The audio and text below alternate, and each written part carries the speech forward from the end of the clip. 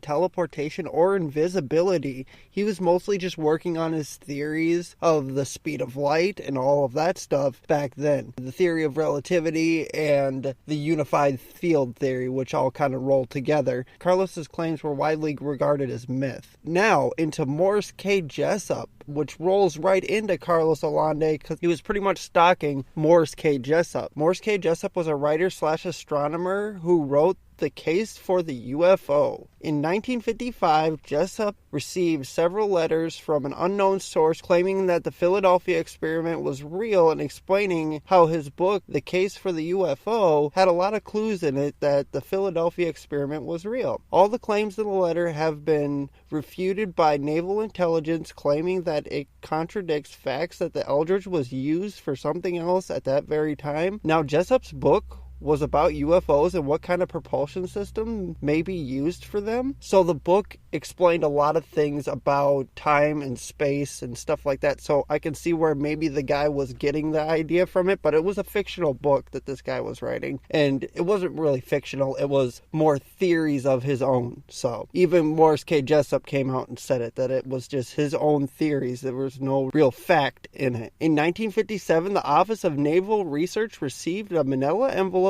that said Happy Easter on it, with a return address that belonged to Carlos Allende. And the manila envelope contained a copy of Morris K. Jessup's book, The Case for the UFO, and there were notations in the margins that were thought to be of Allende's. The Navy then contacted Morris K. Jessup and asked him several questions about the said book. The annotations in the margins seemed to be the story of the Philadelphia Project. Allende made up 3 characters. This is the crazy part. They made up 3 characters that all talked to each other in these annotations, and they were Jamie, Mr. A, and Mr. B, and they all referred to each other as gypsies when they talked to each other. It was fucking crazy. These characters also discussed 2 different types of people that lived in outer space. While in the midst of teleporting, they encountered aliens, apparently, according to Mr. Allende. Jessup referred to Allende as a, quote, crackpot, which I don't blame him. The grammar and capitalization and punctuation were way off in these annotations. They looked like the scribblings of a madman, for real. He also discusses in the notes at length the apparent assumptions that Jessup made in the book regarding the Philadelphia Project. Allende claims that there are many oblique references to the Philadelphia Project in The Case for the UFO. Morris K. Jessup is the one that confirmed that the handwriting is most likely Carlos Allende's because of all the letters that he had received from him over the years. The Office of Naval Research funded a small printing of 100 copies of this book by the Texas-based Vero Company. This became known as the Vero edition of The Case for the UFO. I don't understand exactly why they would want that out in the public, but the Office for Naval Research put that out, so that's kind of weird. After this, Jessup tried to write more books, but none of them were published because the publishers and distributors refused to work with him because of everything that had happened. After an extreme nosedive in his personal life and his career in shambles, on April 30th, 1959,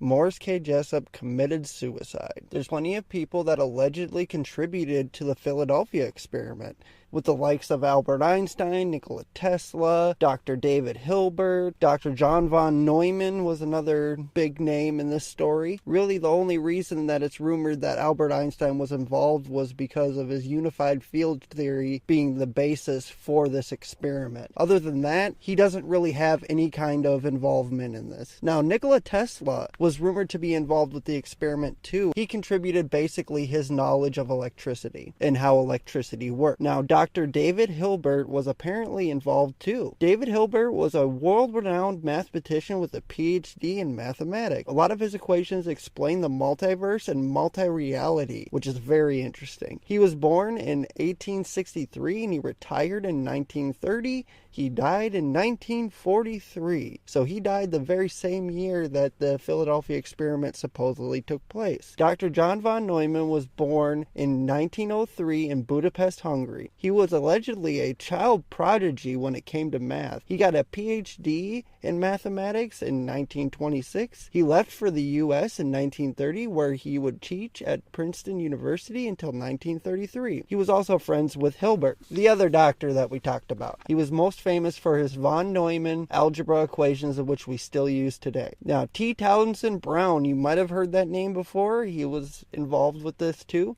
He was born in 1905 in Ohio. He joined the Navy in 1938, where he was employed as a minesweeper. He developed a system for exploding German mines safely at a distance. He had a degree in engineering too. There's not a whole lot of information about this guy's personal life, but there's a lot to do with the Philadelphia experiment and the Montauk Project. Dr. Norman Levinson was involved too. He was born in 1912. He also had a PhD in mathematics, which seems like a pattern with these guys. You'd want a lot of guys that around you with a great deal of knowledge in mathematics. He was involved in the development of equations for time and space, and he also wrote equations for the time matrix, which is way over a lot of people's heads. I'm not saying I'm a genius, because I don't really understand that shit sometimes do, but a lot of his equations do really make sense. And in 1936, they supposedly had a working piece of hardware that could cause invisibility. This was after a bunch of these guys had gotten together, including Einstein, Tesla,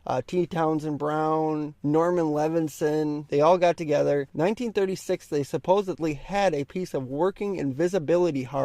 They had one successful test in Brooklyn, New York in 1940. They were using Tesla's design for a full analog system. They made a 250-ton Navy tender completely disappear to the naked eye. They don't know where it went, if it was still there, but they know that it disappeared and then it came back. Now for all the media stuff, the books and the movies, that's a lot of the stuff that you might have seen or heard or read about. In 1963, Visible Horizons: Secrets of the Sea was written by Vincent Gandis. This is a book that recounted the annotation notes from the Vero edition of Jessup's book. In 1978, a novel was written, Thin Air, by Georgie Simpson and Neil R. Berger. It was a fictional version of the Philadelphia Project based again on Allande's notes. A lot of these are based on the Vero edition of The Case for the UFO. In 1979, the Philadelphia Experiment Project Invisibility was written by Charles Berlitz and a ufologist named William L. Moore. It was a non-fiction account supporting Allande's annotations and version of events. A lot of people apparently had this dude's back. I don't know, it kind of makes me think maybe he was right, but a lot of it makes me think that he was completely wrong. Who really knows? The guy was completely fucking insane.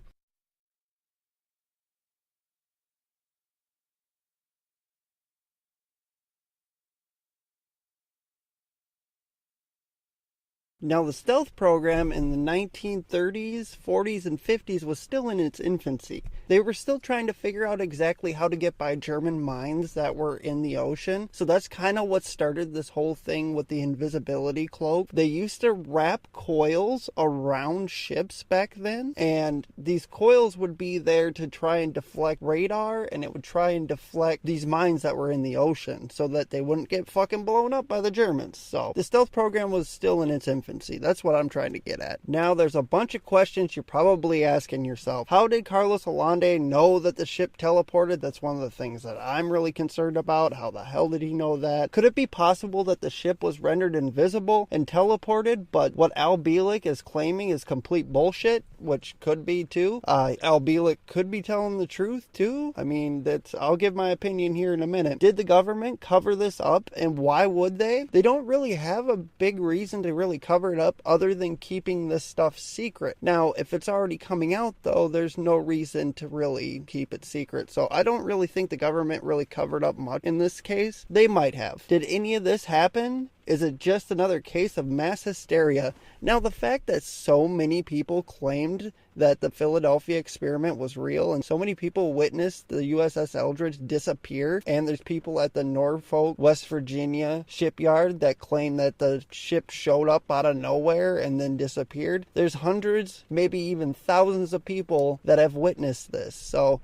I completely doubt that it didn't happen. So I'm saying that it did happen. I think it happened, but I don't think Carlos Allende is telling the truth. I don't think Al Bielek is really telling the truth. I think they piggybacked on this after hearing about the movie. So, but there are people out there that have witnessed it, so I think it did happen. Now, the teleportation thing is probably as far as it went. I don't think the time travel shit happened because there's no really proof of that. I need proof to actually say say that it happened. So I don't think it was mass hysteria. I do believe that something really happened in that naval shipyard that day. This might be a shorter episode, and I do apologize for that, but there's not a whole lot to go through on this. We kind of were straight up with everything. Let's go through the official story again according to witnesses. What witnesses say happened, they activated the machine that was running this test. There was a green fog that surrounded the USS Eldridge and spread across the bay, and after the green fog started to clear, they noticed that the USS Eldridge was gone. And then the people in Norfolk, West Virginia noticed that it showed up there. And then it all of a sudden reappeared back in the Philadelphia Naval Shipyard. And after it reappeared, there were men that were melded to the ship like we went over. There's people that went crazy. They were